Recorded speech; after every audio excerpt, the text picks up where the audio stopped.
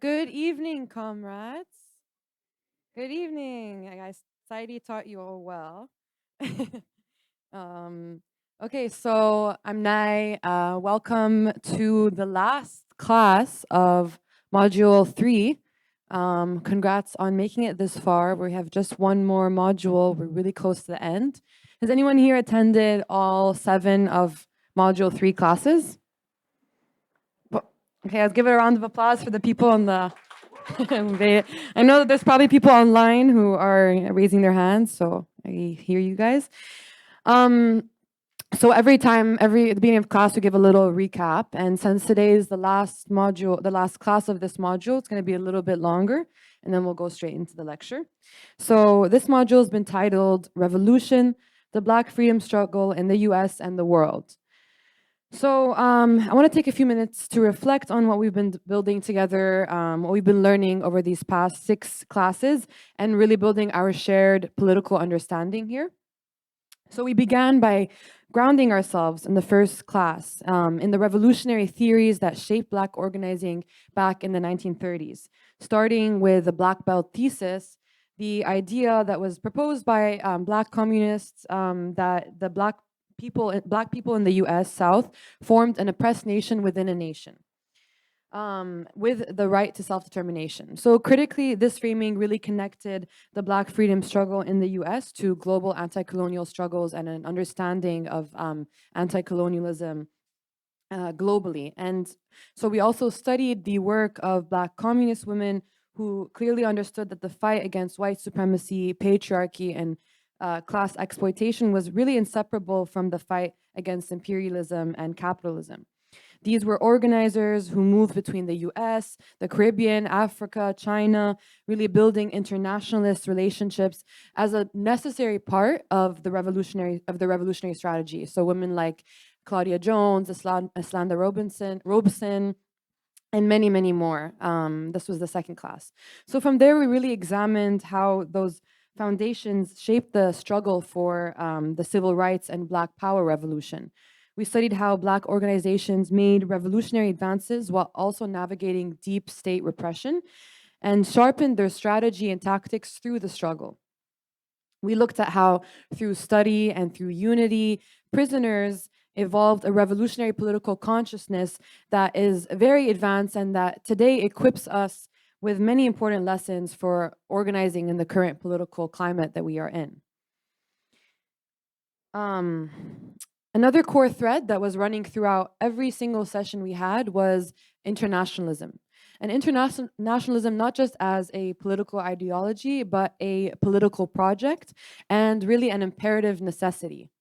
We looked at how Islanda Robeson built relationships with liberation movements abroad, how Pan-Africanism offered a political project and a vision for unifying the continent of Africa under scientific socialism, and how the US state has always tried to isolate Black movements in the US from international movements precisely because the global connections offer a huge potential for revolutionary transformation across the world. And so that brings us to tonight's class, where we're going to turn to one of the clearest examples of internationalist struggle in our lifetime, the movement to bring down the apartheid regime in South Africa. Yes, clap it up. So this was really a global confrontation with white supremacy and US-backed settler colonialism. And it mobilized millions across the world and across borders, from cities to college campuses. And just as that struggle helped shape Black radical and revolutionary politics in the US, we're now witnessing another mass wave of global solidarity, and this time in support of Palestinian liberation. Once again, the same imperialist powers, are backing genocide and settler colonialism and apartheid. And once again, the masses of the free people, the oppressed people on the globe, are rising up in resistance. So tonight, Dr. Lisa Brock will help us draw lessons from that historic struggle, lessons that we urgently need today as we fight to build a mass, internationalist, unified movement that can confront US imperialism and capitalism and win. Dr. Lisa is a seasoned professor and activist with over 30 years dedicated to social justice and higher education, and a scholar in international Black studies. Her journey began with advocating for girls' rights in middle school and continued with organizing against police violence in college. And then she was a leading force in the anti-apartheid movement during graduate school. Brock has long been at the forefront of movements for change, for revolutionary change. She holds a PhD in history from Northwestern University and was the founding academic director of the Arcus Center for Social Justice Leadership at Kalamazoo College.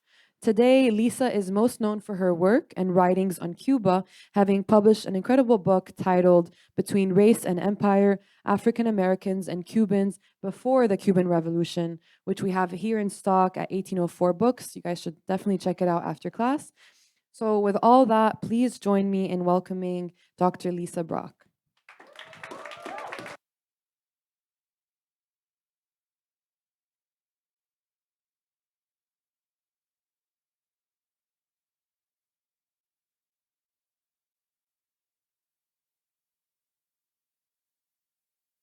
All right. Can everybody hear me? Okay. I guess I can't move my head, but I'll try to do what I'm supposed to do. Thank you so much to the People's Forum for inviting me here to this wonderful spot. I haven't been to New York in over 6 years, so I've heard about this place, but I've never been here. I realize it's been quite a long time since I've been to New York. I mean, LaGuardia is actually renovated. I I used to come to LaGuardia and see buckets where the water would be dripping from the ceiling. So congratulations, New York, on on getting LaGuardia together. Um, I am really, really happy to be here to present on the apartheid regime and the fight against the apartheid regime. Um, it's really interesting because when you think about it, and I think the introduction was correct, is that there probably hasn't been any movement in history quite this international and transnational that any of us can remember.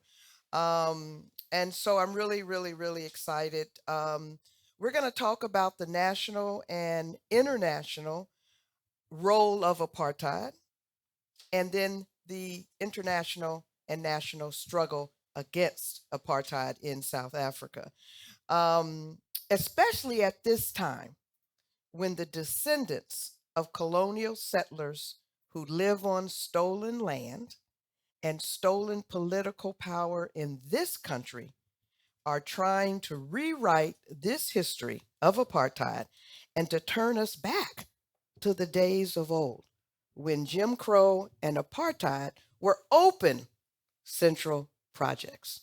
I just got back from South Africa 2 weeks ago, and you can imagine the way people were listening to what our current administration is doing and how they cracked up laughing when he offered refugee status to some of the richest white people in the world, known as the Afrikaners, still in South Africa. But I'm here to tell you, we ain't going back. We ain't going back, right? We are not going backwards. We're going to continue to fight this. And we're just going to continue to fight. If you look at this slide up here, you see the word resistance, and it's in a brick wall. That actually is from Mandela's house today in Johannesburg, in Soweto, South Africa. On the wall outside of he and Winnie's house is they have words embedded in the bricks, and one of them is resistance. Am I okay with the sound? Okay, because I feel like it's moving around. I want to dedicate my talk tonight to two South African women who were one who is a very dear friend of mine, and I don't think I've ever really thanked her like I should. I hope she's listening. And the other one who was a dear friend who's passed away, and that is Funeka Sihlali and Lindiwe Mabusa. So my talk tonight is dedicated to those two sisters in struggle.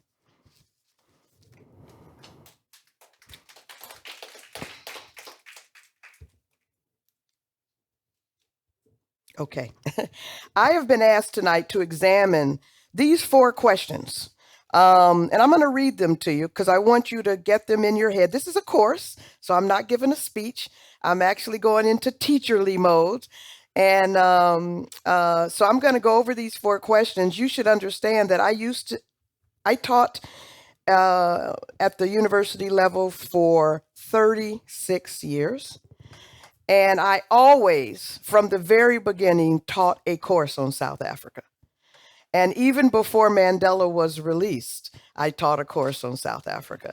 And so, 15 weeks down to 1 hour, we're going to be moving fast, folks. Okay. So put your thinking caps on and we're going to read these questions. The first one was, how was apartheid racism structured and enforced in South Africa? And what were its key features? Number 2 is, what forms did resistance to apartheid take, both within South Africa and across the African continent? What role did the global anti-apartheid solidarity movement play? How did organizations and revolutionaries fight in solidarity with South African anti-apartheid struggle? And what strategies and tactics did they employ to build a united front here in the United States? And number 4 is, what lessons can we learn from our movement, for our movement today? I think, I'm going to do my best to bring up key connections with all of this. And what you will see is that those connections, which are really interesting, that ever since the birth of racial capitalism, which evolved out of Western Europe through trade, violence, theft, and human trafficking. Enslavement was human trafficking. Sending those indigenous kids to those schools was human trafficking. What we're doing today by deporting people is to some prison in El Salvador is human trafficking. So those things that started with the evolution of racial capitalism are still with us. And because of that, our world has been inextricably transnational, both at the level of those who take and exploit and those of us who fight for justice and liberation. And as I said earlier, there is no better example in history, in my opinion, than that of the apartheid system and the anti-apartheid struggle. So put on your thinking caps, okay? And take notes. What I would love for you to do, if you see something or hear something that I'm talking about in history that you think might be useful today, take that note down, because we are facing a serious situation and we need every possible strategy and tactic to flush out to see what's possible now. So I encourage you, don't just put it up here to take a note about if you see something, and you might want to ask a question at the end. Could we do that today? Could we do that today?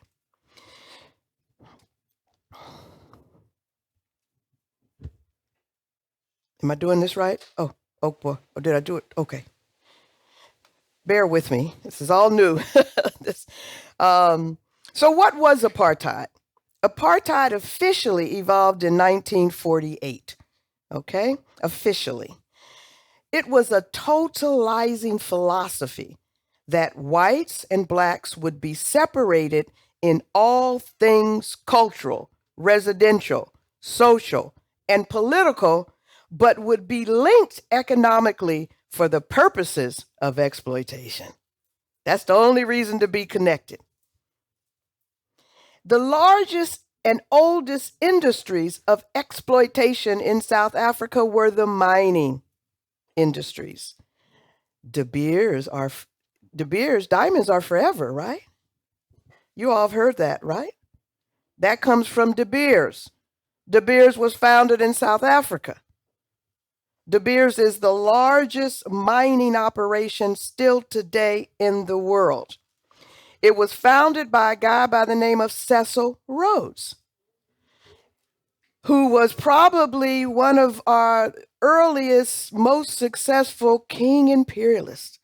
He was a multi-millionaire, maybe even a billionaire in 1900 because of the exploitation of those Africans in South Africa. Have any of you all ever heard of the Rhodes Scholarship? That's where it comes from. So if you know anybody that ever gets offered that, please let them know where that money that's still coming comes from. 1867, diamonds were discovered in South Africa. Africans, I say discovered by Europeans because Africans were wearing them in their hair. They were using them to cut stones because they're hard. The diamonds in South Africa were alluvial, means that they were like in the sand on the edges of the Kalahari Desert. And so they were there. And when these Europeans saw them, they're like, oh, we can make some money because this is rare. This is rare. You know, I always think about diamonds as like the largest marketing hoax in history because the issue is they're not useful. You can't eat them. They're useful in they're hard, so they can be used in industrial purposes, but not to wear. They're not very useful, but somehow people have been convinced and they spend millions of dollars on these diamonds. But anyway, the next big thing was gold. Gold was found in South Africa. Diamonds were found in the area sort of south. When I pull up a map, I'll show you of what is the Kalahari Desert. So literally diamonds are in the sand. But gold was found to be deep underground under Johannesburg. Johannesburg evolves as a gold mining town. And that was in 1885. Now, what's interesting about that is from the very beginning, mining gold was an international affair because gold was really deep down, sometimes 2 miles down. And it was a 90-mile gold reef or like a vein, right? Sometimes it was higher underground, sometimes it was lower. It's like a snake. Oh my God. I don't know.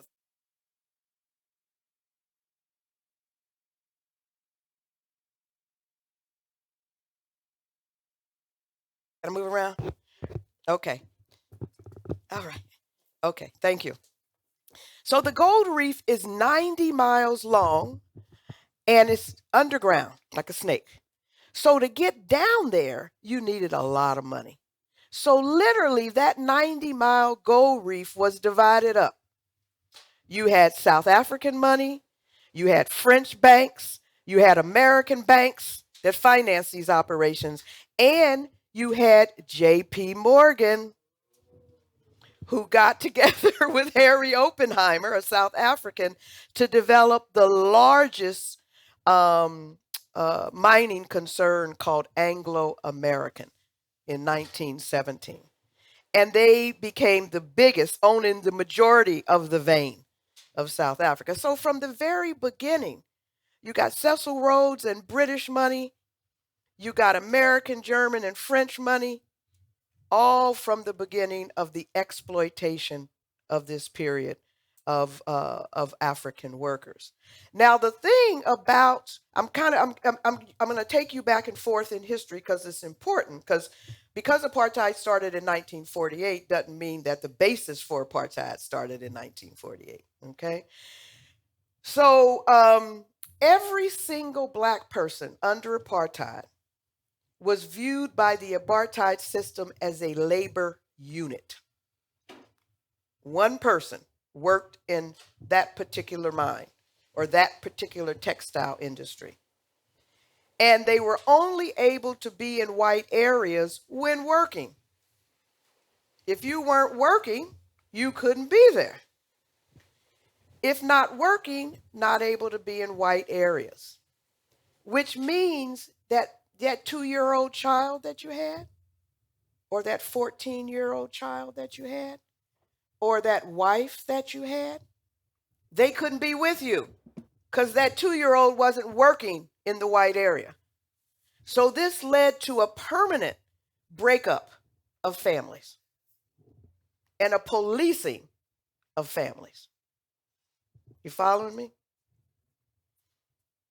Now, in addition to diamonds and gold, over the years, South Africa, in fact, I think President Ramaphosa told our current president this the other day, you can do what you want, but guess what? You're not getting our minerals. And let me tell you what South Africa has: uranium, chrome, manganese, iron, and copper. So back in the day, the US got involved not just in gold mining, but also in helping South Africa mechanize and create the industrial processes to get these things out of the ground and get them useful.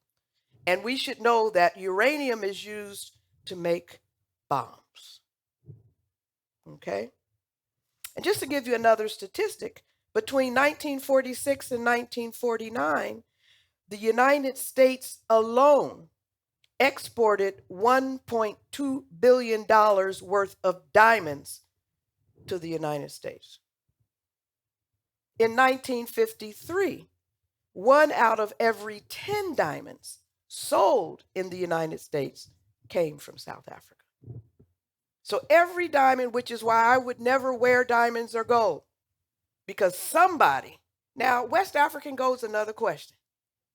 But if you're talking about South Africa and diamonds, De Beers still, even though all diamonds don't come from South Africa, De Beers still controls the process of gathering and marketing diamonds. I'm sure they're involved in Angola and the Congo. Wherever there's some diamond mines found, De Beers from London is there. That's where their home base is now. I don't know if anybody here remembers the era of the enclosed malls, which is, going away. But I do remember there used to be a gold store, a jewelry store called J.B. Robinson. Anybody remember J.B. Robinson? J.B. Robinson was one of the gold magnates in the gold, the guys in South Africa that mined gold. And he had stores in the United States, J.B. Robinson. I remember those stores. So let's keep on going.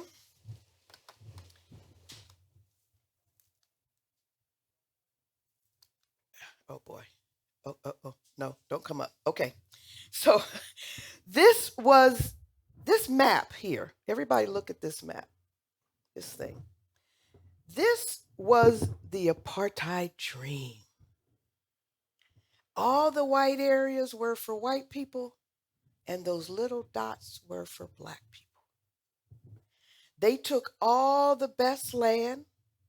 So for literally at this time, when they sort of mapped out this final dream in 1959, 87% of the population was black and a few other people of color, which I'm going to talk about, and 13% was white. Look at this map.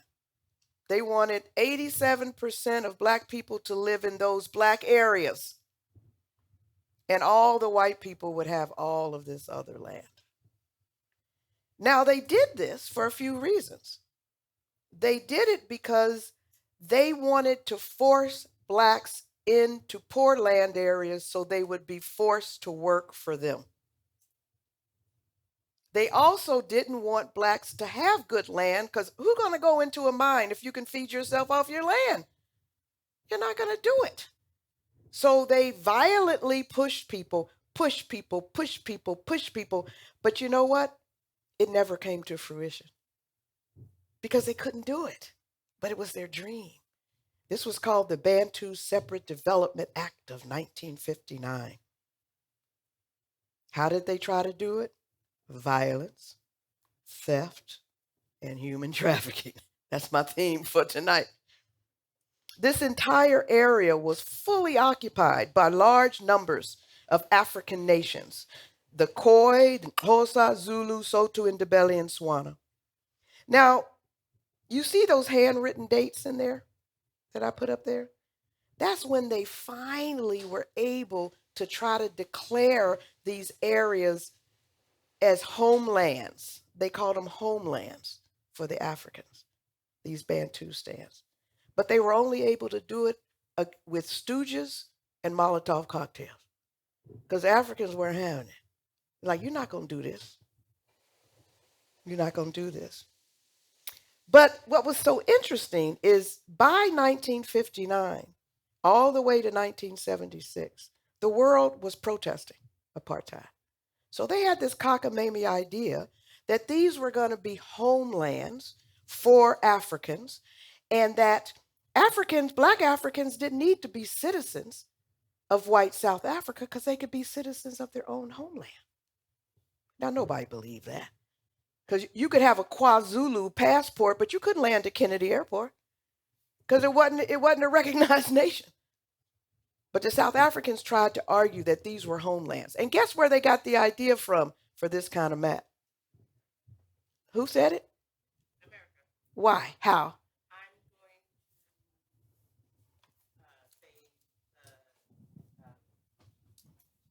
I'm going to say, the mic, sorry. Hi. Hi. The displacement of Native peoples onto reservations. That's it.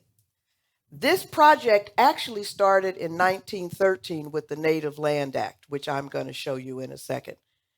And then it got put on steroids after 1948. But they studied Indian reservations to come up with this idea. And I'm going to play a video because when this started really kind of coming to fruition in the 70s and 80s, there was a lot of resistance in this country. And like Hugh Masekela singing, Bring Nelson Mandela Home, there were groups from all over the world who were protesting. And I'm going to show you this video for a reason. This video I'm showing you because it's funny, there's one, can I go up? There's one place called Botswana land, which is number 10, which is even a separate, this is how dastardly they were, because this was good land. So they made a nation that you had to have a passport to get from this place to that place that nobody recognized. So they had these 4 places which were Botswana land for the Swana people, supposedly. But what's so interesting about it is that because of the protests, they set up this thing called Sun City, which is like a Las Vegas style, casinos, chorus girls, music, all this kind of stuff, to try to attract national attention, to try to attract people to South Africa, right? To see these shows. And you had people who were going, but there were some people who said, we ain't gonna play Sun City. Can you show the video?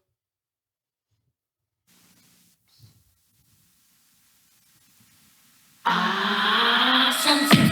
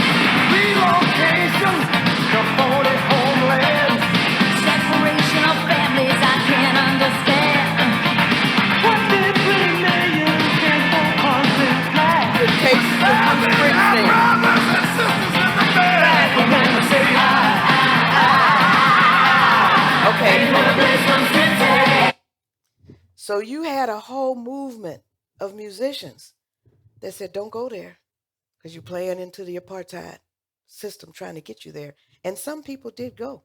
Some people did go. Frank Sinatra went. Dolly Parton went. I know. But they may have went, some of them went before this kind of protest happened. Some of them came back and said, we were sorry. But they paid $8 million a night $8 million for one show. So for these people who didn't have a strong back, it was hard to say no. Ray Charles went, Cher went, Johnny Mathis went, and some others. But some of them came back and said, we were sorry, because actually after this came out, there was a list. And the list, if you were on that list, you were asked to apologize and maybe give some of that money to the movement.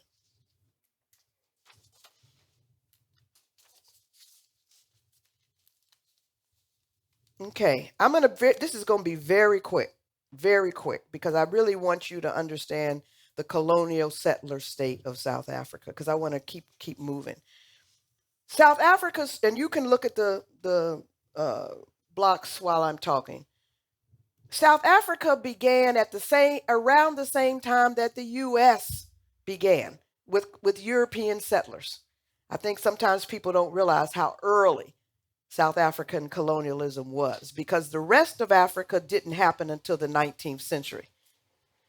But Cape Town, this area right here at the bottom of Africa, was a way station for all those European ships going to India, Indonesia, China, trading. And the Africans there, the Khoi, had been trading with European ships. The Europeans had to come around Africa, and they needed food. They needed water, they needed meat, they needed rest. And the Africans there had been trading with them. Well, the Dutch East India Company said, hey, we can make some money. So they sent 252 white men to settle the area so that they could make the money from the ships coming around. Ended up leading to Khoi genocide. The Khoi were not militarized. So the poor Khoi people were pushed. And basically they were still there, and some are still there today, but their social structure was destroyed. This is what a lot of people don't know. The next 1658, those Dutch settlers, they couldn't enslave the rest of the indigenous African people because they were too strong. So what do? They bring slaves, they kidnap people in Indonesia, Sri Lanka, Malaysia, Mozambique, in Madagascar, and bring them all to Cape Town to be slaves. So you have a enslaved community, much like in the United States, in Cape Town, from 1658 all the way to 1795. And these people are all mixed, they're mixed up racially, but they were Muslims, Hindu, all kinds of people. Britain comes in 1795 and says, we want the Cape. They kick the Dutch out. They take the Cape. Then they move up to Durban, the British. They fight 100 years war with the Xhosa. Then they move up to Durban, 1870s, and they meet the Zulu. Took them 5 years to defeat the Zulu. At the end, because the Zulu were very efficient warriors, they had an army reserve system. Every man from age 10 understood guerrilla military tactics. So they gave the British a run for their money. But as they said in 1883 or 4 in Britain, thank God we finally got the Gatling gun. You all heard people call guns a Gat today? It comes from the Gatling gun, which was the first machine gun. So Britain produced the first machine gun, were able to defeat the Zulus. So the whole thing was really about proletarianization. This is a word you need to know. To create workers. People depended on money, not land. And you couldn't do that if the people could sustain themselves. I've said this before. 1899, 1901, the British decide they want it all because they got diamonds and they got gold. So they have to defeat the Dutch, known as the Boer War. We've heard of the Boer War, but probably don't know what it meant. Those people, those Dutch settlers, the Afrikaners, were called the Boers, which means farmer in their language. 1910, guess what? After this terrible war, the whites get together. The Afrikaners, the Boers, and the British, and they say, let's do this together. So 1910, the Union of White South Africa is formed. They set up a parliament, they set up a government, and blacks are not even consulted. 1913, the native land is passed. The Afrikaners, the Boers, the farmers are given all the best land, and the British now got all the mines. And Africans are supposed to be working for them. I want to say something too about 1948. This group of Afrikaners, I'm moving back and forward, during World War II, they supported the Nazis. Okay? They supported the Nazis. But guess what? In late 48, they decided to support Israel. Huh.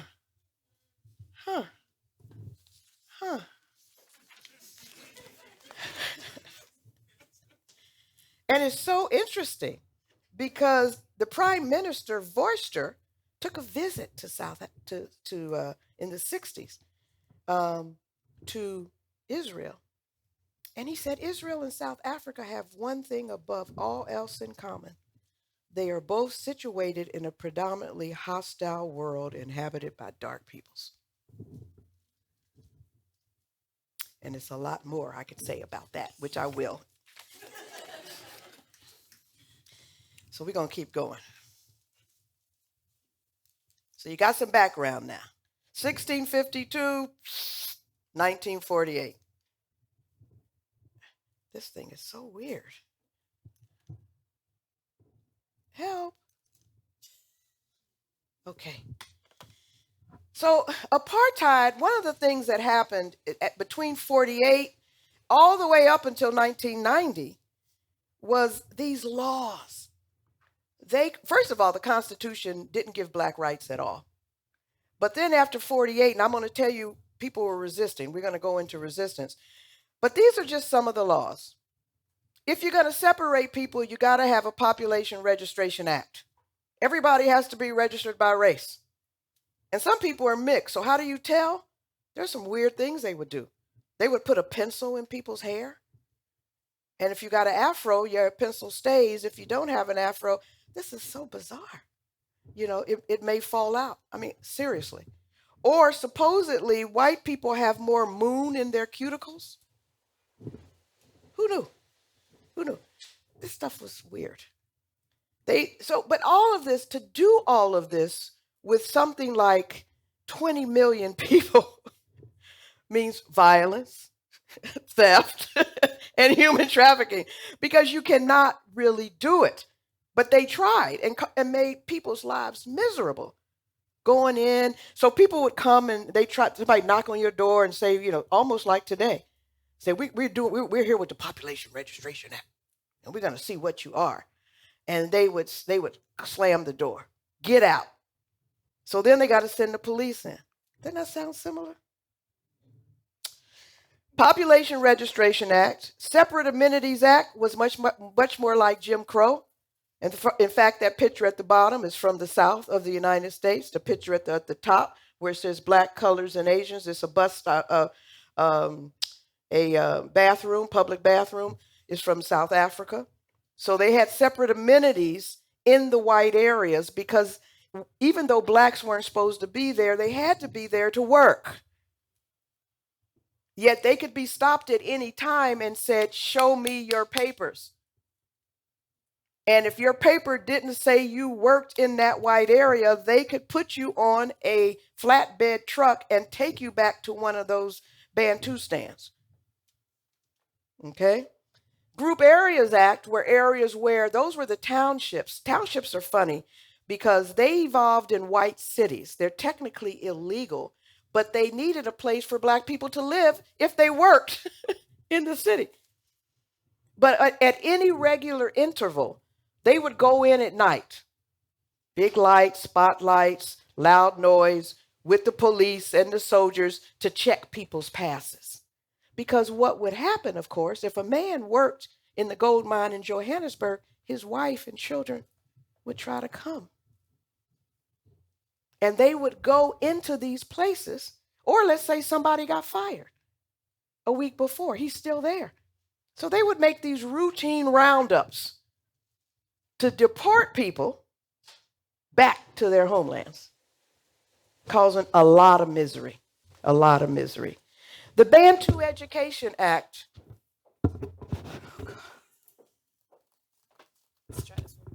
This is my joke. This is my joke. Pretty loud. I could really, but this is for recording too, right? Because yeah, it's okay. It's okay. All right. Okay. The Bantu Education Act was passed and basically said that blacks and whites would be taught different types of education. Blacks would be taught how to be servants, and whites would be taught how to be engineers. That was the Bantu Education Act. And then Elon Musk, guess what? He's South African. And he grew up during apartheid. He loved apartheid, just loved it. He got a lot of money. His father, they made a lot of money. There were almost no poor white people in South Africa. You have to keep this in mind. This makes it a little different than the US, because whites were a minority exploiting a black majority. So race and class fitted perfectly for this. It doesn't fit, race and class doesn't fit quite perfectly here because we have poor white people. But there you could actually do it. It was like a white supremacist dream, right? But it took a lot of violence, human trafficking, and theft on a daily basis to do it. Elon Musk's grandparents, his mother's family from Canada, moved to South Africa when his mother was a child in 1950 because they liked apartheid. They wanted to be a part of apartheid. Just so you know.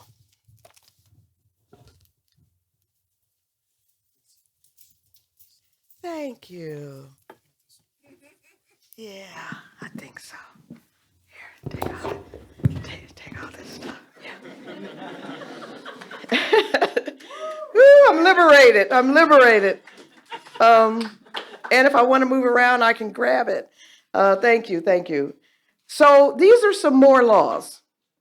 Mixed Marriages Act. White people couldn't marry black, Indian, or colored people, which I'm going to talk about the other groups in a minute. Illegal, like in the United States, in many states. But this was a national law. Immorality Act. Guess what that was? Who wants to guess? Huh? Miscegenation. Well, I don't know if I'd call it that, but it was sex across the races.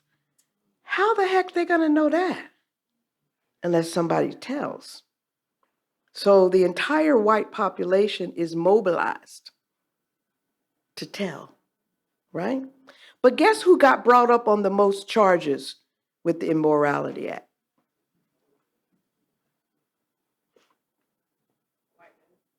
No, not white men. Black men and white women. Of course, because white men had access to all these black women. They were having sex all over the place because they had money and they had power, like patriarchy does all the time. These men had money and power. They could go into a township. Am I yelling too much? They could go into a township, get a girlfriend, have a wife back home. They're not being brought up on charges. But if a black man and a white woman had sex, that was the problem. And I think that was here too. That was the problem. And then they had the Terrorism Act. And there's a lot, Suppression of Communism Act, of course, 1950, during the Cold War. Then the Terrorism Act, 1967, they could just declare you're a terrorist and charge you and whatever. There were tens of thousands, hundreds of thousands of people who were banned and caught up in this system, okay? Because, the reality is people are going to do what they're going to do. And the laws are there to suppress and repress you.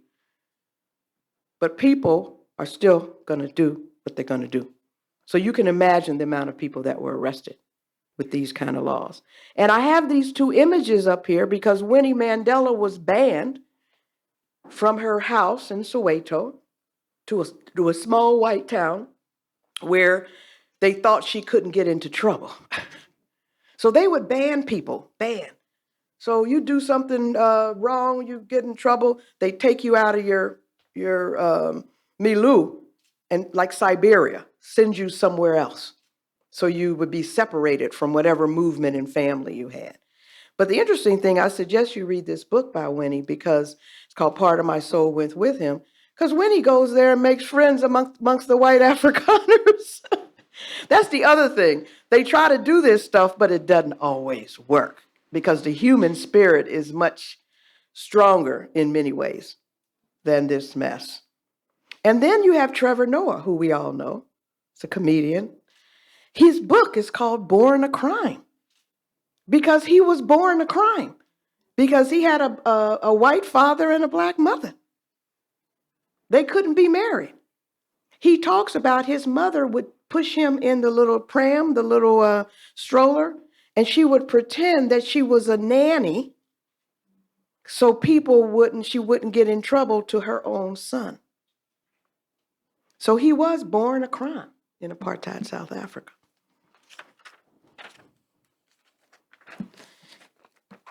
The dreaded passbook or reference book, brainchild of Cecil Rhodes all the way from the 1870s, influx, outflux control of the African movement of workers, total system based on migrant labor, the breakup of families. But these images I have up here are from a variety of places. One is Mandela burning his passbook. The one below him is an actual pass. I'm kind of in front of that thing, aren't I? Is an actual pass from South Africa. Basically, the pass said where your Bantustan was, where you worked, where you married, blah, blah, blah, all your business. But then I put some other things up here so you could see the connections. Next to the pass is actually an image of a slave patrol asking an enslaved person for their pass.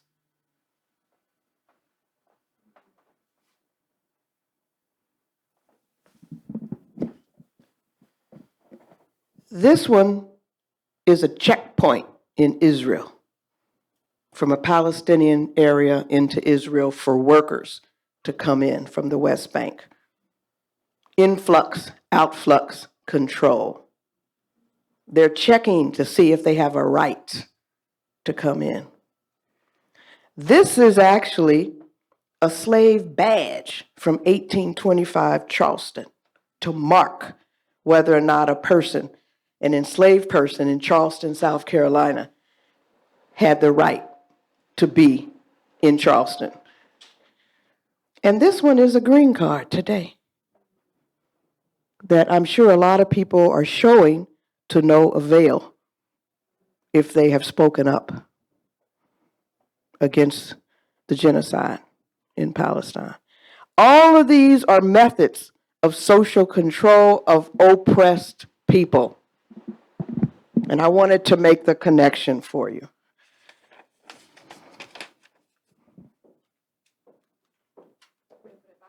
What? No, it's okay. I'm going to hold it. We're going to try to move. Yeah. Okay. I got about 15 minutes. Okay. Types of resistance. I've laid out the land for you, how bad it was. There was resistance from the very beginning, as you can imagine. In fact, people who studied African history, we were told about two types of resistance in Africa to colonialism. One was primary resistance, which is nations and states, nations of African people, which we often call tribes, but tribes makes you think of like 100 people. We're talking about the Zulu who had 1 million people. We're not talking about small numbers of people. We're talking about a lot of people in these African countries. So when they rose up against the British or the Afrikaners as Zulu or as Xhosa or as Sesotho or as Swana. They were doing it based on who they were at the time, their nation. Secondary resistance was when they got together, when the African groups got together and said, we better get together. Again, you know, these things obviously don't mean anything to these people trying to kill us. Okay, so across types of resistance were first Africans worked across their own national and ethnic groups. That's the first thing. Then there was petitions, protests, defiance. They also had a unifying vision, which we're going to talk about. They had an intentional international campaign, intentional. Mutual aid, cultural professional resistance in the arts, sports, journalism. Sanctions, divestment, economic boycott, and intellectual and cultural exchange. All of these types of resistance existed. Y'all with me? Okay. Okay.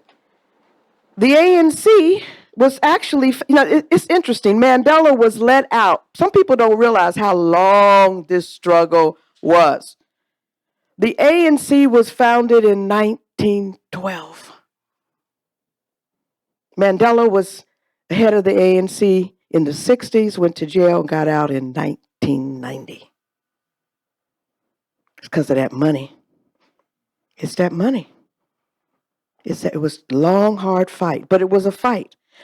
This picture is a picture from 1914 of a delegation that went to Britain to talk to Britain about what was happening in South Africa on their behalf. They weren't met. They were ignored. They probably, each of these guys probably only had that one suit, and they put it on to go to Britain, and they were ignored, and they continued to be ignored. And you have people here from various ethnic nations in South Africa that got together. The first book that is credited being published by an African in English was this book here called Native Life in South Africa, and it's by one of the ANC leaders, Saul Plaatje. He wrote, and it's really telling. The book opens up. I suggest you go, you can still find it. It opens up with something like, Africans went to sleep as owners of their own land, and they woke up as paupers and servants at gunpoint. So that was the first move to create those little spots, 1913. But you know what? He didn't just write this book for himself. He came to the United States in 1920. He was invited by Claude Barnett, who was the husband of Ida B. Wells Barnett. People have heard of Ida B. She wrote that Red Record. She was a journalist writing about lynching and other stuff. Well, she married well. Her husband was Claude Barnett, who was head of the first Pan-Africanist Associated Negro Press. And it started in 1919, and one of the first things they did was to invite Saul Plaatje to come and talk about what was happening in South Africa in 1920. And you can imagine, these people are taking boats with no money. So Saul gets over here. He don't have enough money to get back. So every place he was, so this is actually him speaking here in Harlem. It's 132nd Street between Lenox and Fifth Avenue at Bethel AME Church. He spoke in New York and he spoke in Chicago in 1920, talking about what was happening in South Africa. This image at the bottom here I stuck on because if you ever go to Johannesburg and go to the Constitutional Court, what they have done is to put Constitutional Court in the largest South African languages in each language. So every person from various nations in South Africa sees themselves as validated in the new Constitutional Court. So unity, that's the lesson. Unity, you don't have to agree with everything. Unity and internationalism from the very beginning.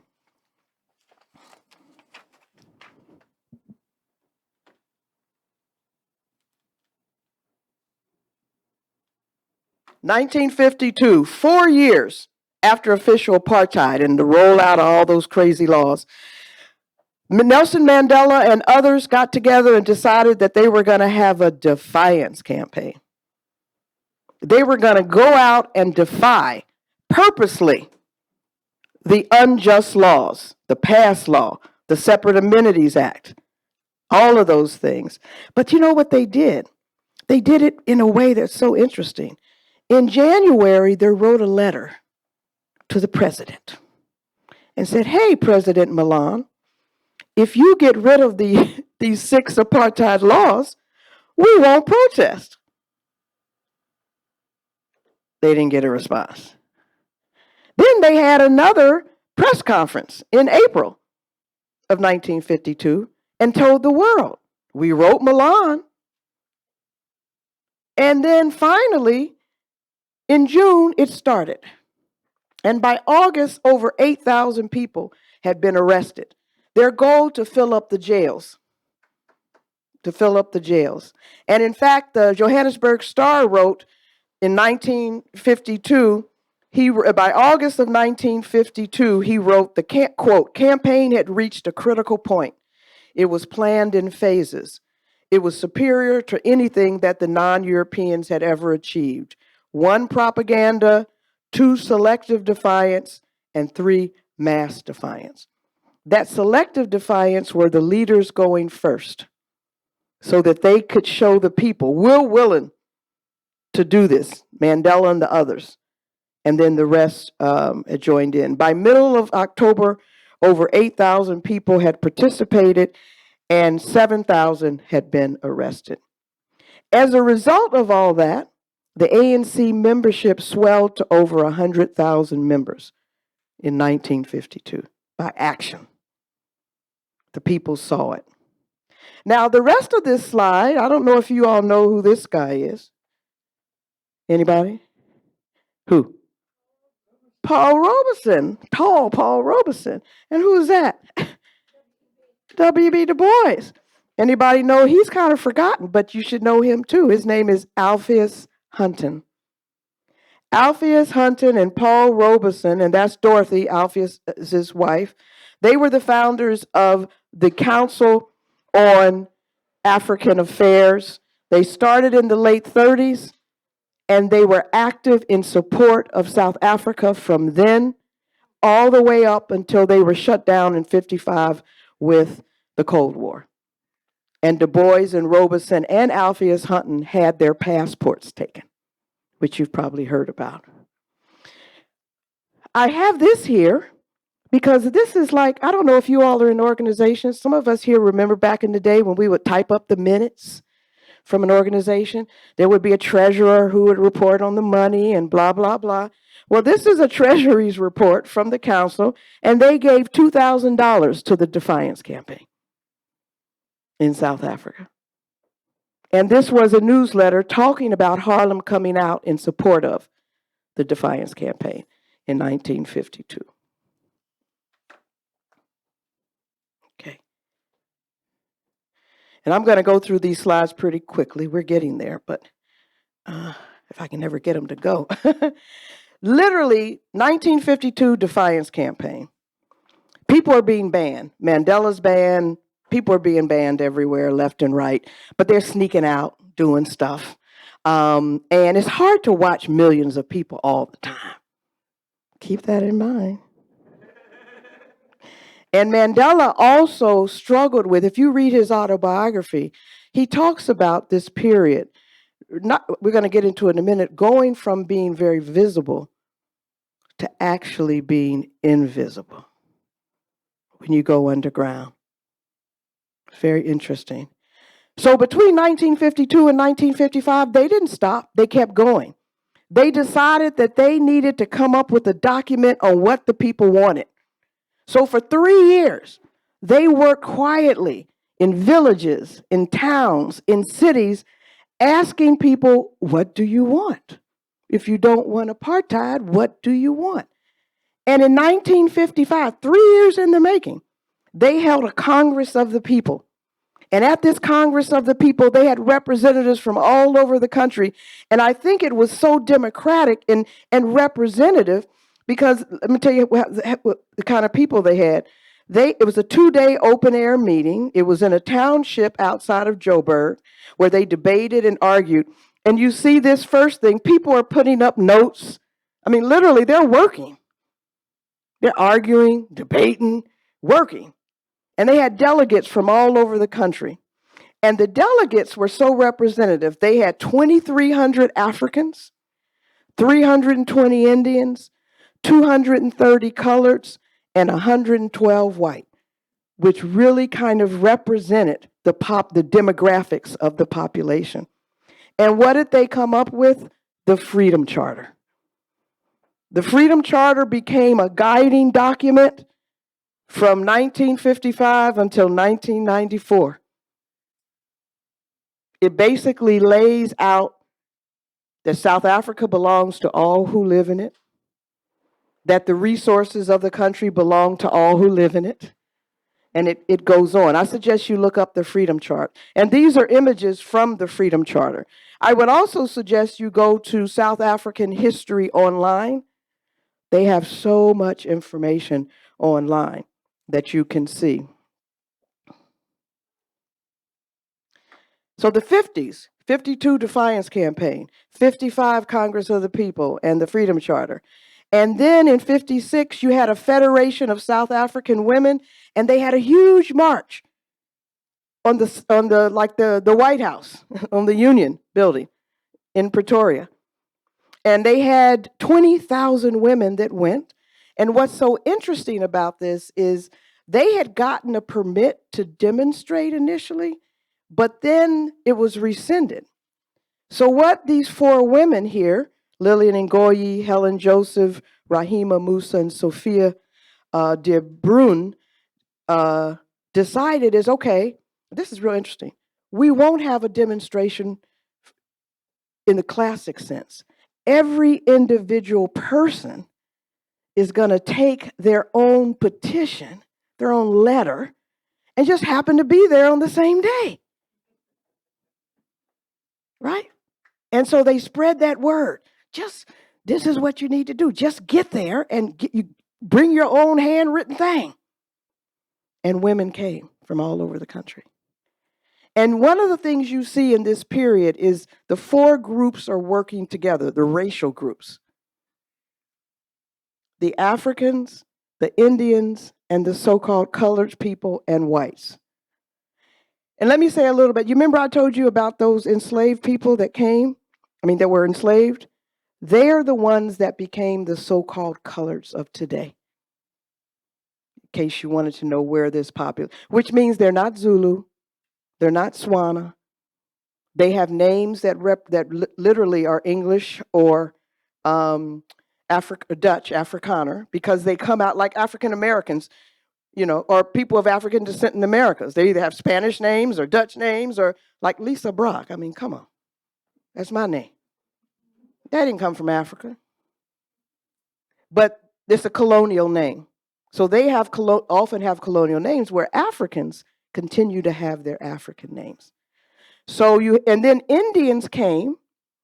This was on my slide. Indians came with the British in 1860 because it was before the Zulu War. And in Durban, the British were trying to set up sugar estates, and they had not yet defeated the Zulu. And the Zulu, like, we ain't working for you. So England in the 1800s is messing around in trying to conquer India, and they've got political prisoners that they bring to South Africa. So that's the origin of the 4 major population groups and how the Indians and coloreds ended up there.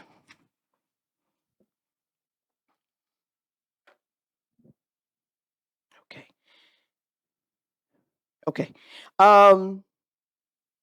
1956, all this activity got the government all upset.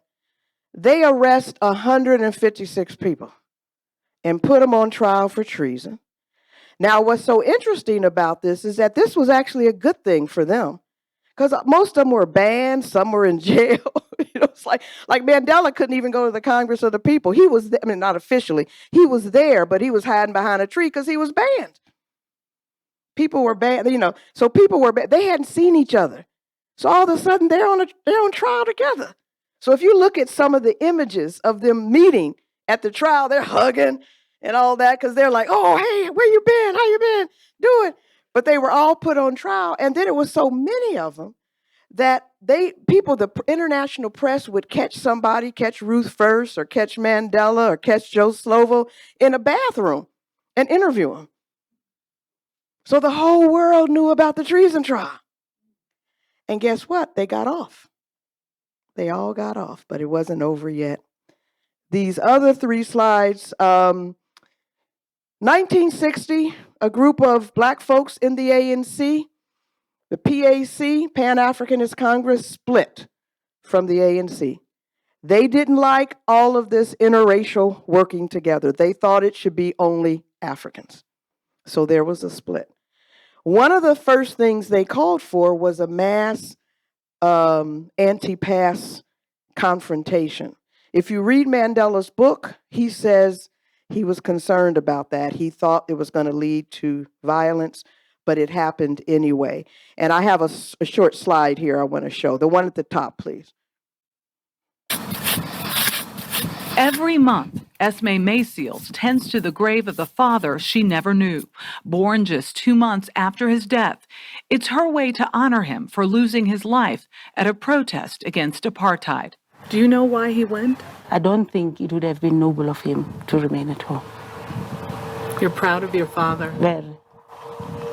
To this day, to this moment. On March 21st, 1960, Zacchaeus Mayseals joined 3,000 other Black South Africans to protest one of the most hated restrictions against the nation's Black majority, passbooks, which controlled their every movement. Lydia Mahubuke remembers.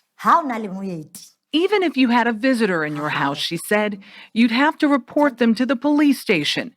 They would tell you how long your visitor could stay.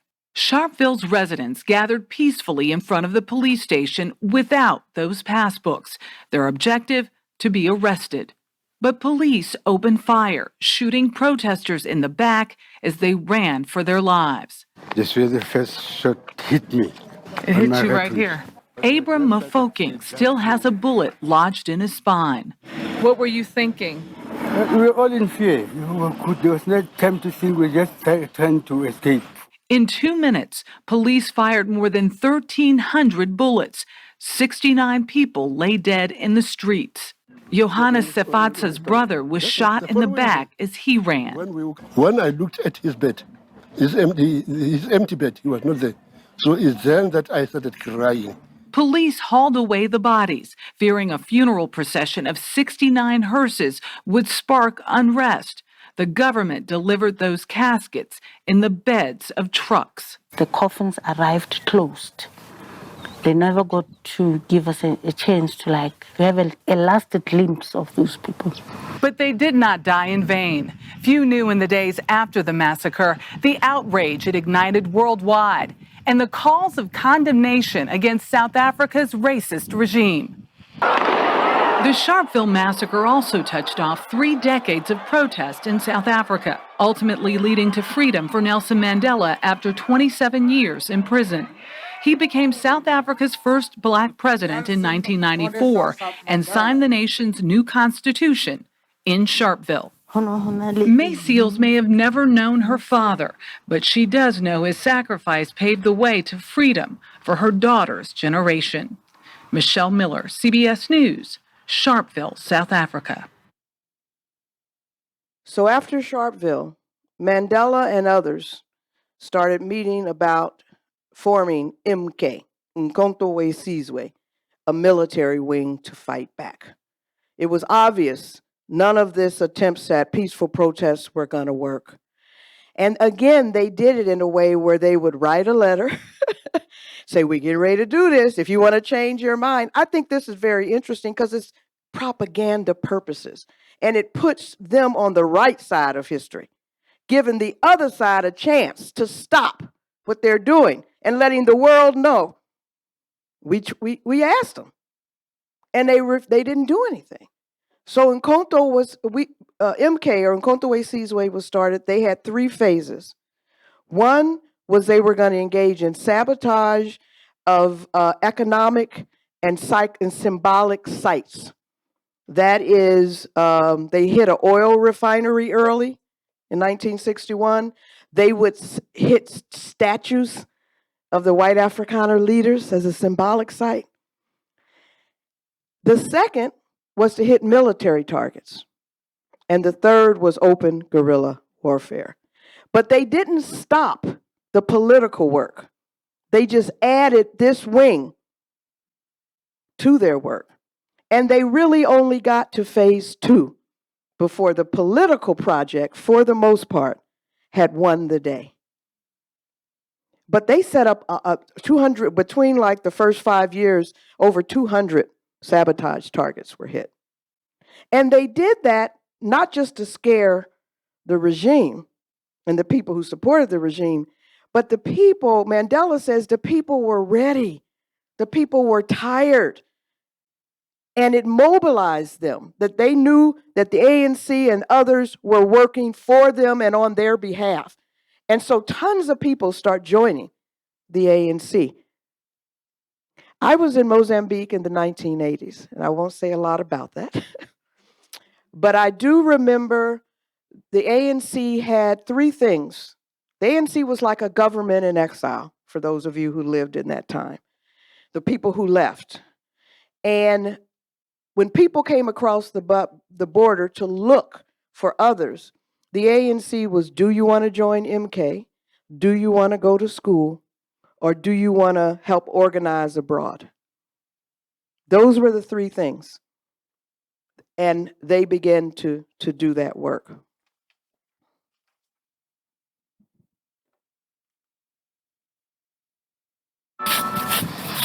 I'm not going to show that one because in the interest of time. It was a CIA official that turned Mandela in. So Mandela's underground, literally organizing MK. And a guy by the name of Donald Rickard, who worked for the CIA before he died, said, yeah, it was me. It was me. I'm the one that called the South African government when I saw Mandela driving around. Now, this slide is very interesting because this is when Mandela gets caught and is going to jail. But he is organizing MK underground with others. That funny looking sailor man under Mandela, his name is Cecil Williams. Now, this is an interesting story. Cecil Williams was a communist, but he was also a gay actor. Imagine that.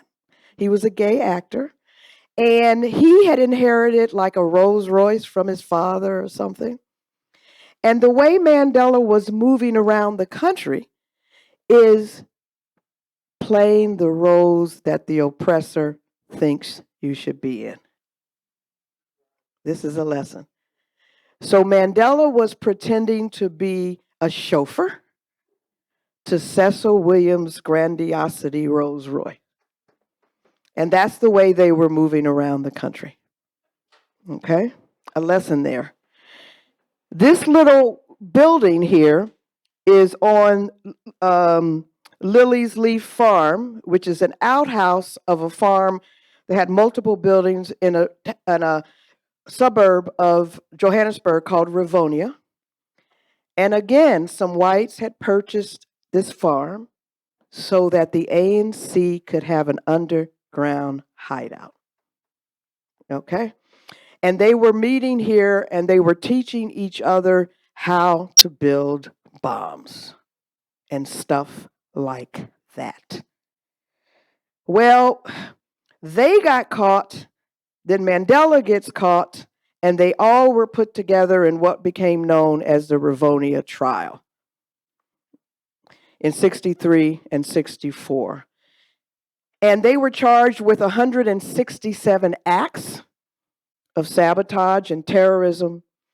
And I have that picture of, those are the 8 that went into jail with Mandela. 8 Africans, 1 Indian, and 1 white person. You can look up their names. But I have that picture of Mandela there because when all the other pictures you saw of Mandela in the 50s and 60s, he was in a suit. But when he went into court, he wore his traditional African Xhosa chief outfit. And the African people went nuts. And he declared that I am an African man in a white man's court. And I'm here to tell you that I've been prepared. I want to live in a new country, but I've been prepared to die. It was a speech you just need to read to be moved. And he goes to jail for those next 27 years. Okay. I know we want questions. Are people putting stuff in the chat? Oh, okay, it's over there. Okay. All right. Okay. I'm almost done. I'm gonna skip. Oh, I went too far. I want to go back one. Can you do that? Okay. Between 1963 and 1990, Oliver Tambo was Nelson Mandela's buddy, pal, Ace Boon Coon. I don't know. They were the only two African lawyers in South Africa. Can you believe it? So you can imagine what their offices looked like in the 1950s. People lined up out the door. But they were also leaders of the ANC. So Tambo, when they had made a decision, a whole group of people, that when people start going to jail for long terms, there's nothing we can do from jail. So others of us have to leave the country and intentionally organize an international campaign. We need help. And so Tambo knew when Mandela went to jail, he left. And he left with no money. I mean, these folks, they leave with nothing. And he and his wife land in London. And they begin to organize the movement. Now, keep in mind, thousands of exiles also leave. But they don't leave to be migrants to work in another country. They leave to be fighters. All these people in exile, they were in these countries to be fighters. And one of the things the ANC wanted them to do wherever they landed, organize. And they did that. So I'm just going to give you a few things. India leads the first campaign in 1947 at the United Nations. 1961, South Africa's kicked out of the World Soccer Organization, FIFA. 1963, the Organization of African Union said that they would support the fighters against apartheid for anything, and that any South African that crossed into their country had automatic entry. They didn't need papers. 1963, Special Committee on Apartheid of the Republic of South Africa was launched at the UN. 1970, South Africa banned from the Olympics and international sports body.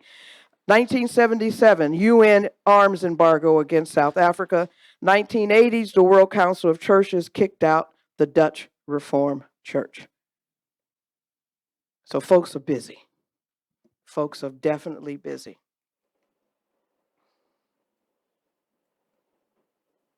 In fact, let me go back. I'm going to show you. You see this picture down here? So these are some UN folks, right? E.S. Reddy is an Indian from South Africa on the edge. And this white guy here is a guy named Richard Lapchick. Richard Lapchick was a leader of the apartheid sports boycott with the UN committee. He had an apartment here in New York. He was some South Africans. We don't know if they were South Africans or Klans members, but they kidnapped him and held him and began to write nigger lover with a knife on his chest. And he was rescued. He still has it on the scar. It was that deep. It was bleeding. Okay? Just wanted you to know that. Oh, that other guy that was up in the corner was Dennis Brutus, who I'm going to mention in a minute. Steve Biko. You all heard of Biko. started the Black consciousness movement. Now, keep in mind, Mandela and them all went to jail in the early 60s. All of these laws that the South Africans are putting in place now have a whole new generation, right? And Biko and them came up in that generation. And they were like, oh no. And they didn't have the leadership of the old guys anymore. So he said, Black consciousness is needed to fight this apartheid system. Young people, wake up, wake up, stay woke, stay woke. That's for us today. And in 1976, youth, I'm talking about middle school kids, heard the call, and literally this is what they did. We're talking about 15, 16, 17 years old. They did not tell their parents what they were getting ready to do. They went out in their school uniforms like they were going to school, and they had planned one of the most massive demonstrations in South Africa. And it was against the Bantu Education Act because their teachers were being told to teach them in Afrikaans, that Dutch language that nobody else speaks in the world. They couldn't teach them in their African language. They couldn't teach them in the English. So they resisted. Thousands of kids came out to protest. The police came out, killed thousands of kids over a period of a year. It spread from Soweto all over the country. Teachers joined in, unions joined in, and it became the massive protest that led through to the end. It was the beginning of the end. This picture at the top is considered by Sam Nzima. It's the first picture of the first boy killed in Soweto. His name was Hector Peterson. There's a museum dedicated to him in Soweto today. And then this man down here that's being wrestled up by a Black cop is Peter Magubani. The role of photographers during this period, South African photography, very important. In fact, Peter Magubani talks about having a camera hidden under his trench coat. And his flash was his whatever, the thing you take the picture with, shutter is up here. Because he wanted the world to see what was happening on the ground. So everybody could play a role. I'm going to go 2 slides.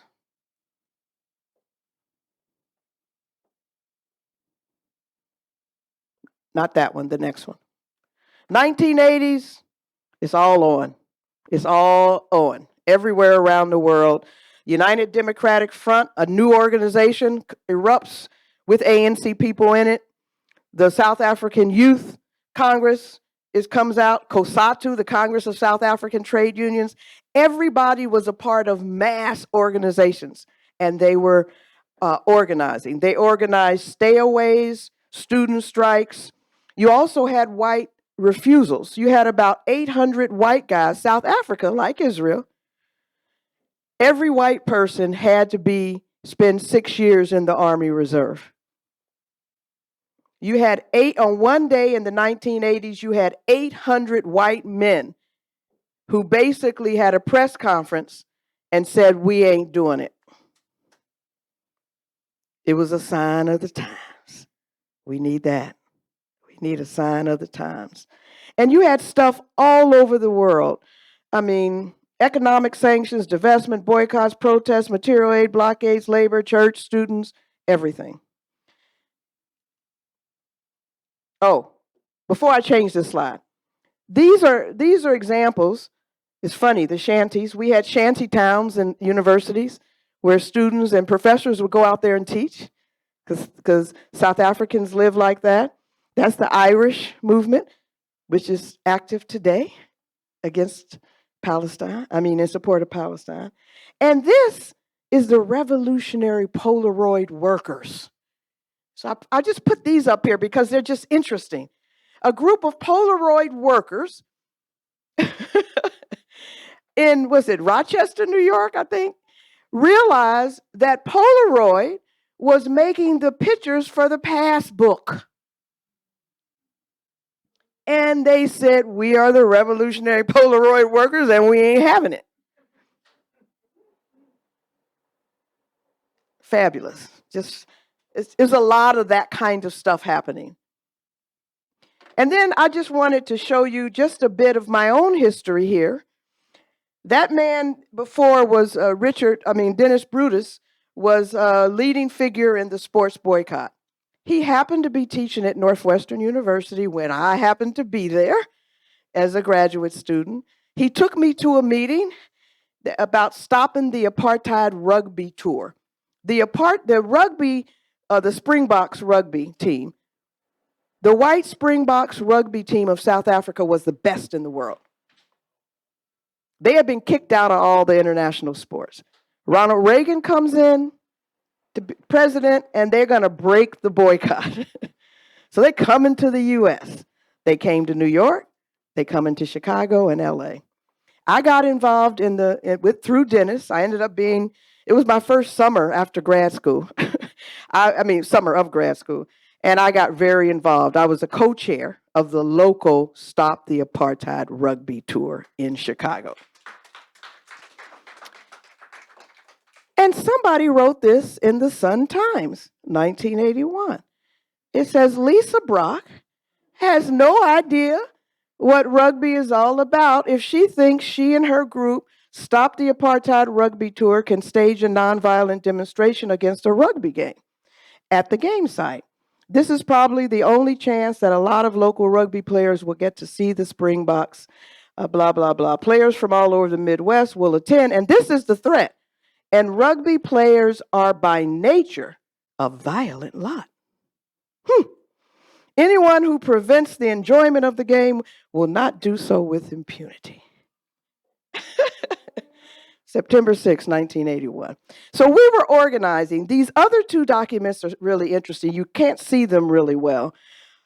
And I won't tell you all the detail how we got them, but we got them through.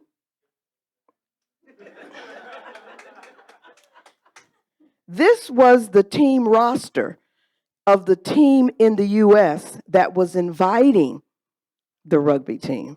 And what do we find out? That the consul general from South Africa is the team captain of the U.S. team. We also, this little map, you're not going to be able to read it because it's been Xeroxed so many times, and behind it was like a little legend. So the white players, the Springboks, were given this little hand-drawn legend, like a map of Chicago near where they were staying. And number 8 says, Cabrini Green Projects, humans not welcome. That was given by the Chicago host of the Springboks. You get my drift? You follow me? The racists from the U.S. invited the racists to come. We did kick them out of Chicago, but I can tell you that at another time.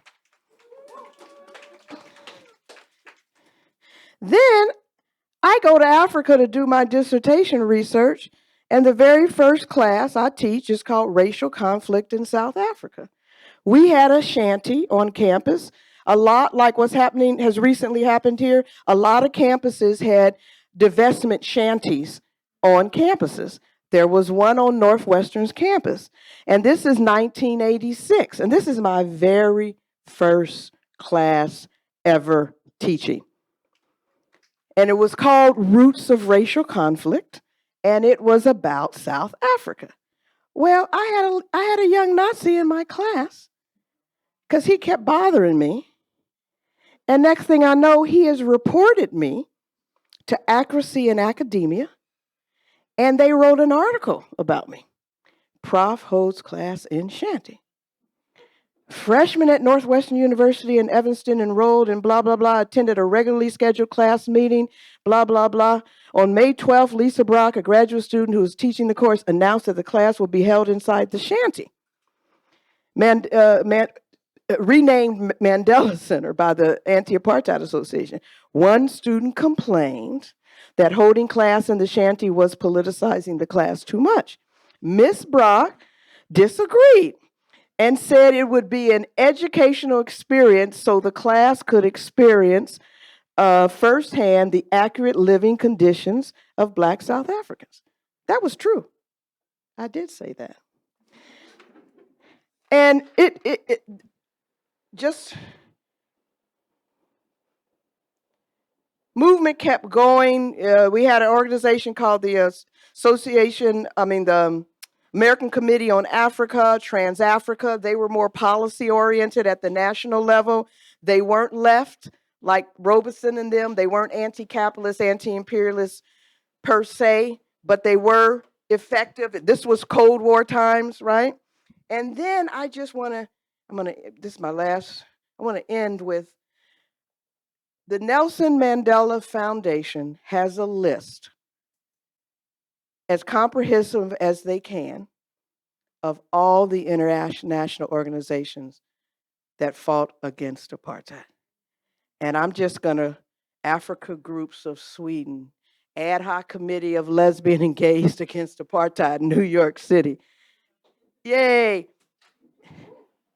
I'm just going to, look at this.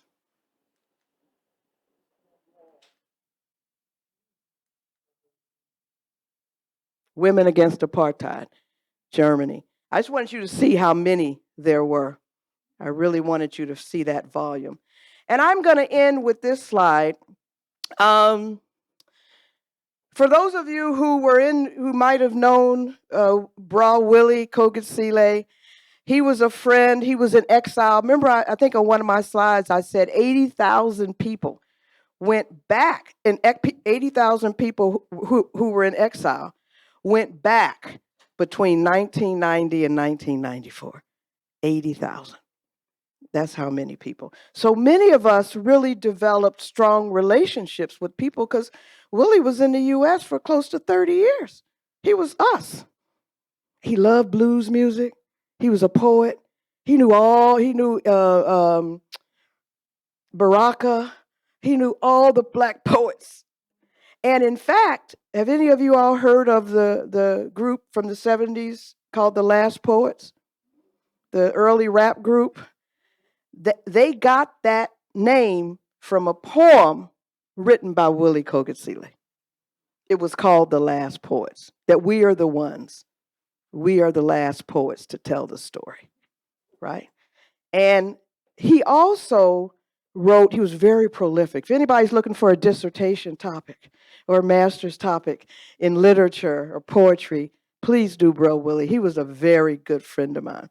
And he moved back. He's also the father of Earl Sweatshirt.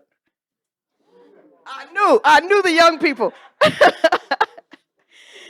He's also the father of Earl Sweatshirt.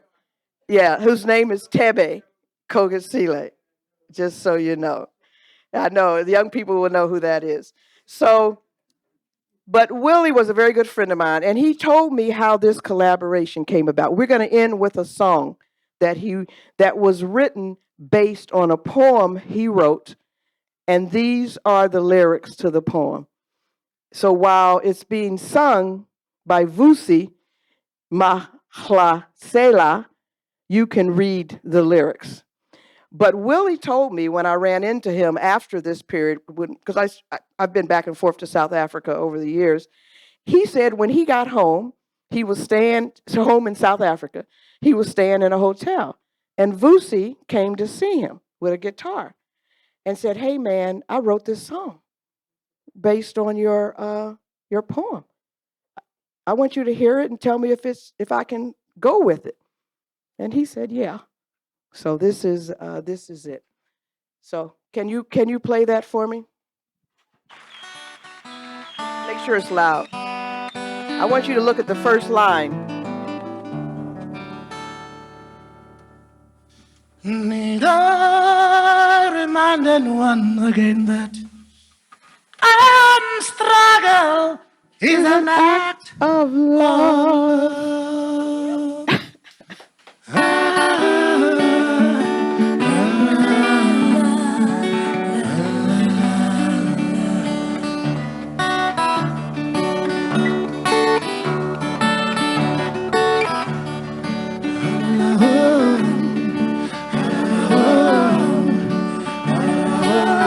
Might break into the song like the bluesman or troubadour, and in from long distance in no blues club I might say, baby, baby, baby, baby, baby, baby, baby, baby, baby, baby, baby, baby.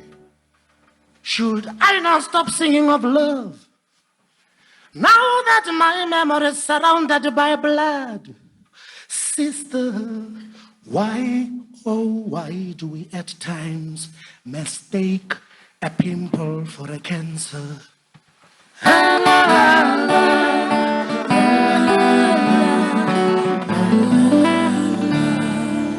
So who are they who says no more love poems? No. I want to sing a song of love for that woman who jumped the fences pregnant and still gave birth to a healthy child.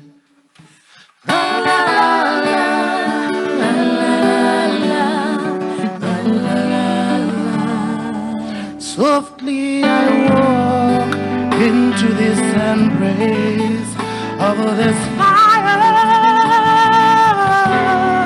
that will ignite my love song, my song of love,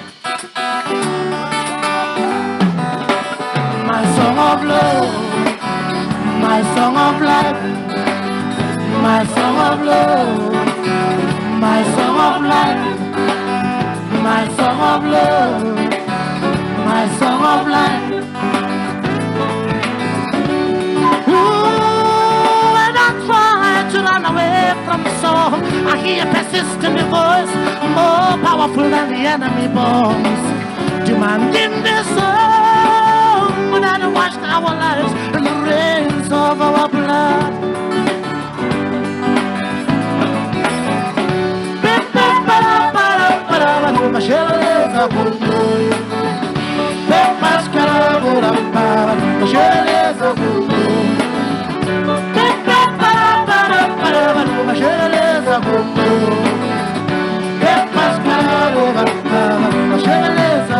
My song of love, my song of life, my song of love. Thank you. Thank you.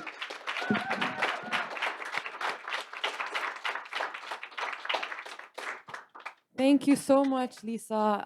It was an incredible class. I think let's give it another round of applause.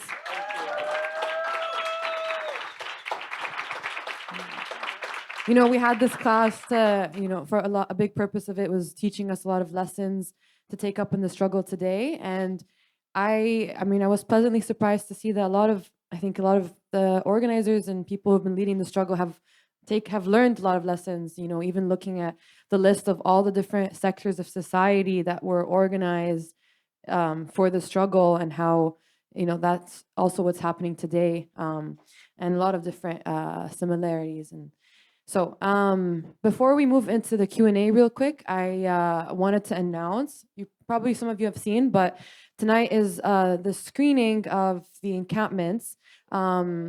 Yes, so we're going to be going as a team here right after class. Tickets are running out fast, so I just wanted to let you know, anyone wants to come, go to Angelica Film Center /NYC to get tickets for the 10 p.m. screening. There's also screenings tomorrow and Saturday and Sunday if you're not able to make it. In this class, we learned about, the importance of documentation and of movies and films, and also just like as a way to motivate people to continue the struggle, and really showing a lot of the struggle on the student campuses and how much we've learned from the struggle against apartheid in South Africa. We would love for you all to come. So yeah. Just wanted to say that. Check out the Angelica Film Center, get a ticket, come with us tonight. And now we'll move to some Q&A. Does that sound good? Okay. So let's start with a round here in class. Start here and I'll move over there. Hi, good day. Thank you for the class. My name is Adinde. I wanted to ask, there are some hardcore leftists that will criticize Mandela in how his politics changed and when he became president. And I want to see if you can talk a little bit about like his change and that break. Well, what's interesting, I don't know if he changed that much, but 27 years isolated in prison. Do you know he only saw his wife once? He only saw his daughter when she was 15. So people have a snapshot of who he was in 1963, and then we see him again in 1990. But everything about Mandela was banned. So I remember when we were organizing, and Winnie and Nelson, like a lot of the black church ladies love that Winnie and Nelson story. That was like a mobilizing tool. And then they get out and he gets divorced, right? But I think the issue is people are human. And I don't know if he changed as much as he evolved. And also they wanted to end apartheid. They wanted to end it. It was so brutal. And so when they were negotiating, they made certain decisions. And also, I think, there were some younger UDF, other people in those meetings. It took 4 years. You should keep in mind, 1990 to 1994, there were talks about talks about talks, they'd fail. Talks about talks about talks, they'd fail. Because they could not come to an agreement. So it wasn't like the ANC just laid down. They made certain decisions that they were going to do and not do. One of the things for me is I wish they had had more of a social democracy. I wish they had nationalized more. All those mines, I kept saying, come on, guys. All that blood, all that death. Can you imagine going down 2 miles in ground? And people died. A lot of people died. They died working, then they died in the struggle. And in fact, if you go to the Anti-Apartheid Museum where they have the Truth and Reconciliation Commission, which I didn't talk about, you see the tens of thousands of people that actually had cases of murder and death. You see the list. It's long. It's kind of like this list. And that was just they had to just stop it because they couldn't do everybody. So I just wanted them to do it. They didn't do it.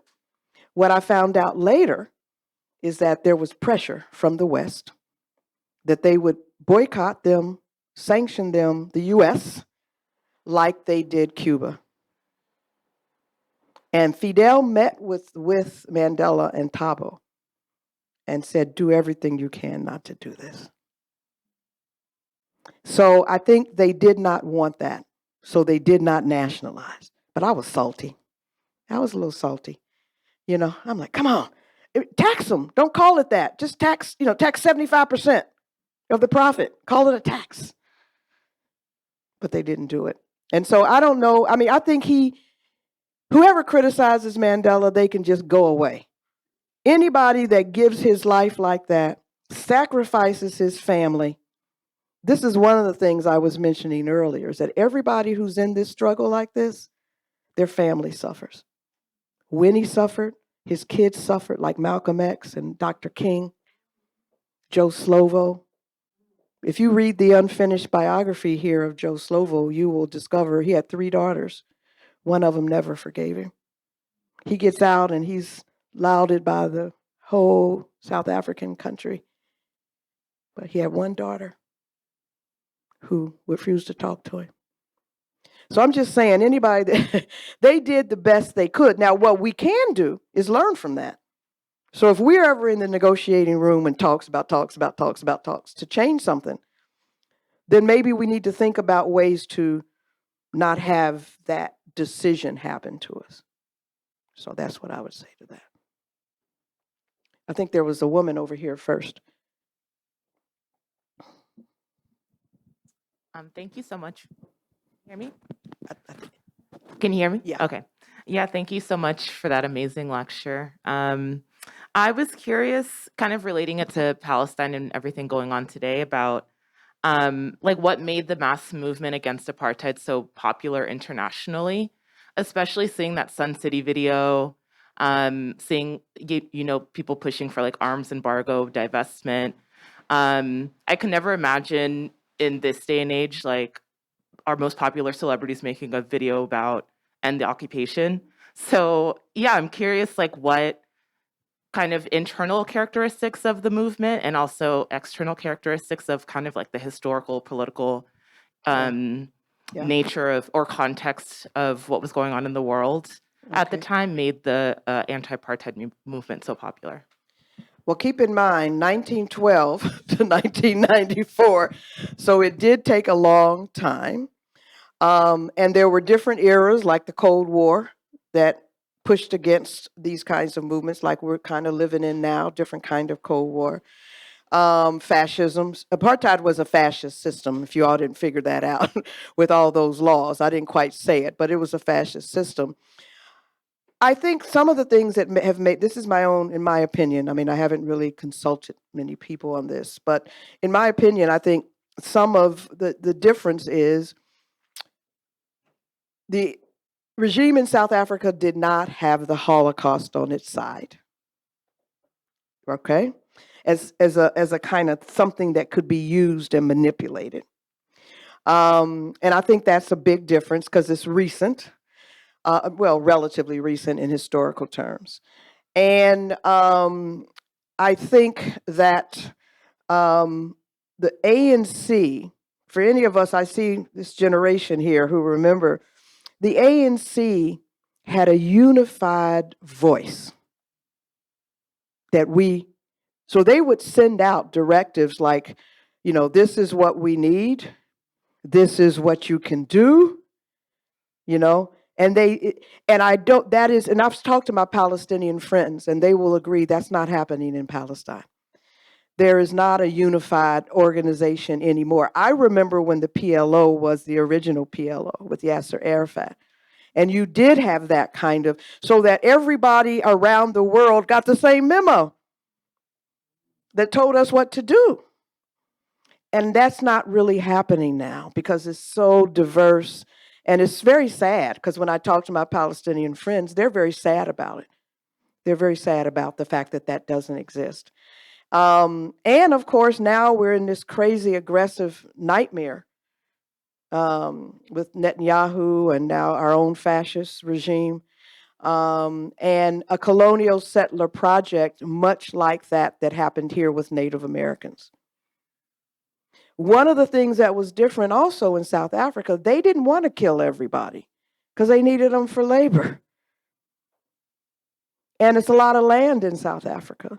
They didn't want a strip of land per se, where they pushed people off land to get them into work, but they weren't, their project was not genocide.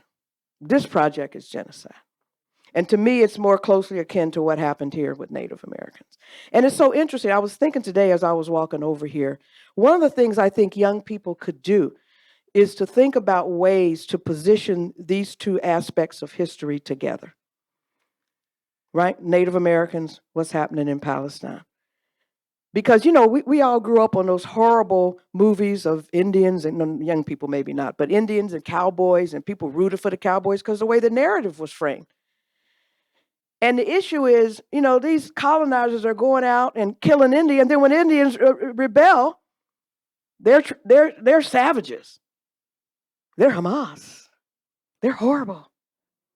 You know?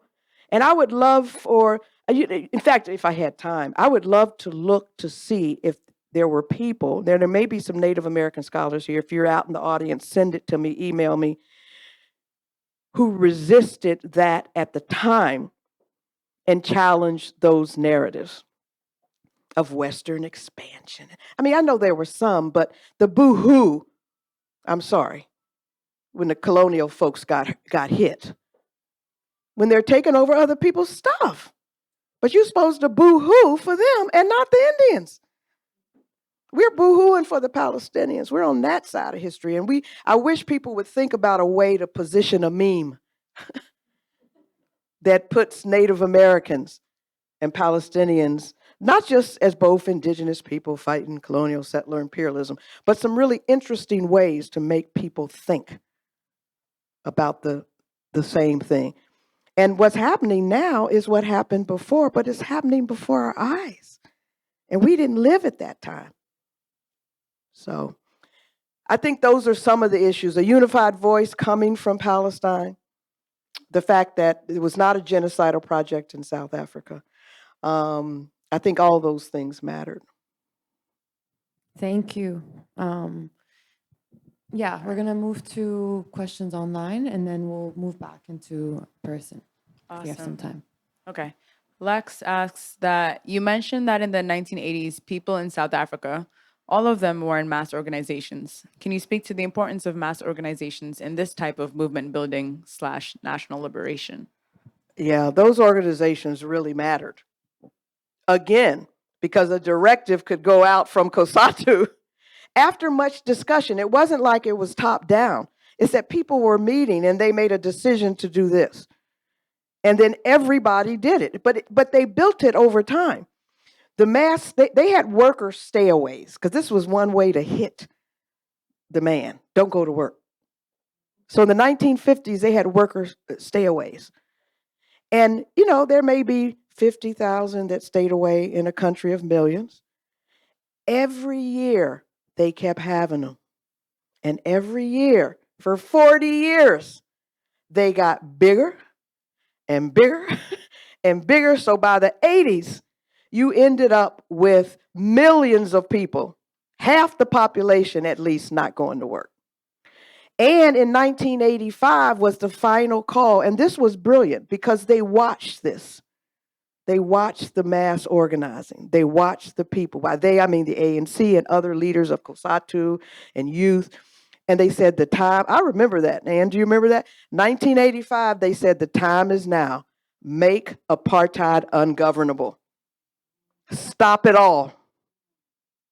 Stop it all. Don't go to work. Don't do anything except get in the streets. Now, of course, that meant you may lose your job, you may lose your life. It wasn't easy. But they said make it ungovernable. Don't abide by the laws. Don't go to work. Don't do that stuff. And that was the beginning of the end. That was 85. And Mandela's released in 80. So I think those mass organizations provided a unified voice. I think there was one more question here in person. Thank you so much for class today. I saw you had a slide about Cedric Robinson's Black Marxism, and I was wondering if you could talk about his contribution to consciousness and what lessons we can take from his work today. Yeah, it's funny. I was going to show that as an intellectual exchange. But time. I'm glad you caught it. I have discovered that a group of South Africans wrote a pamphlet in 1976 when Cedric was in London. These guys were in London. I'm sure they knew each other. Where South Africans were the first ones in this pamphlet to talk about foreign investment and racial capitalism in South Africa. So I am thinking that Cedric was in those, because I was in London in the 80s, not in the 70s, but in the 80s, and they were all the South African exiles were there. I met Tambo, I met the Buntings, I met everybody. They were there moving around, and you could be in their company. So they were a part of local movements, and local movements were a part of the anti-apartheid movement. I mean, everybody. So I'm sure Cedric and the South Africans talked. I bet you he read that pamphlet, and it got him thinking about Black Marxism and racial capitalism as a term to capture what he was already thinking. I mean, one of the things about theory, of course, is theory reflects reality, and then you use theory to further look at reality, right? So that's what that slide was about, that influence. Okay, so because of time, I think we're gonna close it out here, but I'm sorry for others who weren't able to give their questions. I'm sure if Lisa's hanging out a bit, if you want to come up here and ask her questions, if she's okay with that, or email us at education@peoplesforum.org, and we can pass it along or see if we can answer it. So I'll just give you the chance to give any closing comments if you have any. Otherwise, we'll close it out. Thank you, thank you, thank you. And keep up the struggle. One of my advice for people involved in current struggle is never give up, because you're on the right side of history. And even when a person in power says, you'll never conquer us, the very next day it may happen. I've seen it. Thank you.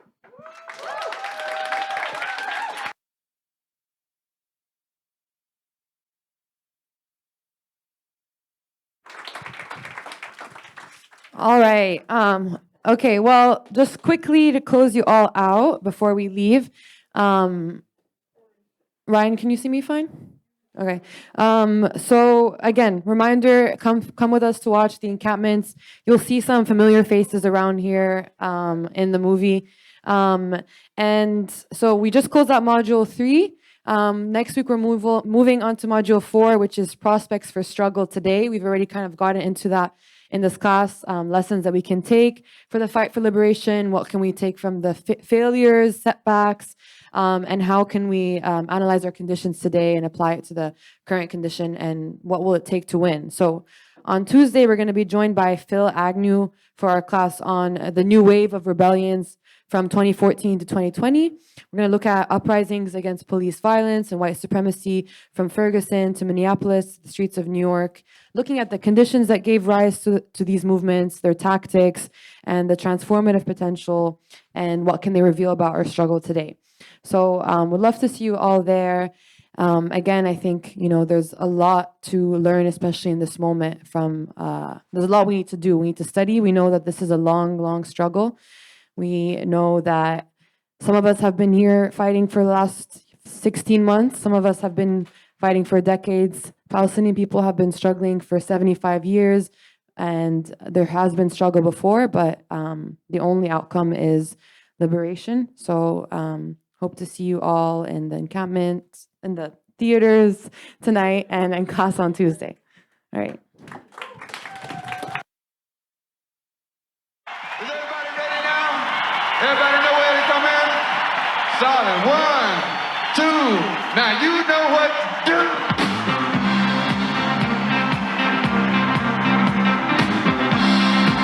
Get on up, y'all. Get on up.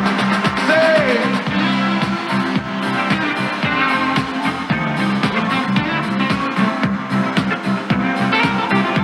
I said, what's the word? Tell me what have you heard about your hand and bird. Somebody tell me what's the word? Tell me what have you heard from your hand and bird. They tell me that our brothers over there are defining the man. And we don't know for sure because the news we get is every now and then. Yes, I hated him, the dog going. But I'm glad to see resistance growing. Somebody tell me what's the word. Tell me what have you heard about your hand and bird. A lot of people talking, they saying, well, I want to hear what's the word. Tell me what have you heard about your hand and bird.